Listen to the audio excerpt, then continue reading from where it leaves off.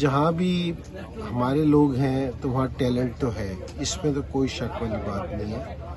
اور میں نے بہت سارے لڑکے دیکھے ہیں جس میں ایکسٹرا آرڈنری ٹیلنٹڈ ہیں، لیکن کیا چیز ہے کہ جو ان کے پاس فیسلٹیز نہیں ہے، اپرچونیٹیز نہیں ہے، جس کی وجہ سے وہ لوگوں کو نظر نہیں آ رہے.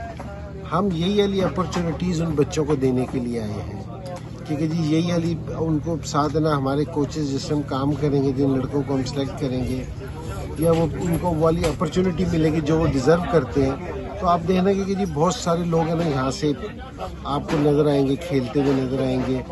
اور اوور آل بھی یہاں ہم یہ نہیں ہے کہ جی ہم یہ 1 سال کے لیے آئے ہیں اور پھر چلے گئے ہیں، کوئی نہیں، ہم یہاں مسلسل آ رہے ہیں.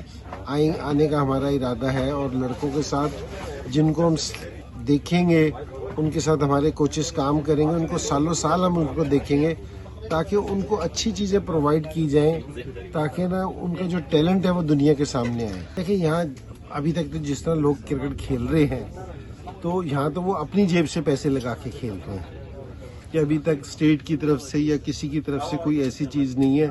وہ اپنے یہاں ان لوگوں کو اپریشیٹ کرنا چاہیے کہ جنہوں نے یہاں شروع میں آ کے کرکٹ شروع کی، کہ جی اپنا ٹائم بھی دیا، اپنے پیسے بھی دے کے نا یہاں کرکٹ شروع کروائی ہے تاکہ جی بچے کھیل رہے ہیں. آج پہلے یہاں جرمنی میں یہ 1 گراؤنڈ ہے، آج بھی اگر آج 10 گراؤنڈ بھی بن جائے تو میرے خیال میں اتنے لوگ ہیں کہ جی لوگ کھیل سکتے ہیں یہاں کرکٹ. تو اب جس ٹائم ہے نا لوگوں کو اپرچونیٹیز ملیں گی نا تو پھر وہ اس کو پروفیشن بھی بنائیں گے. آج جرمنی کا بچہ اس کو اپنا پروفیشن نہیں بنا سکتا جس ٹائم تک اس کو اپرچونیٹیز نہیں ملیں گی.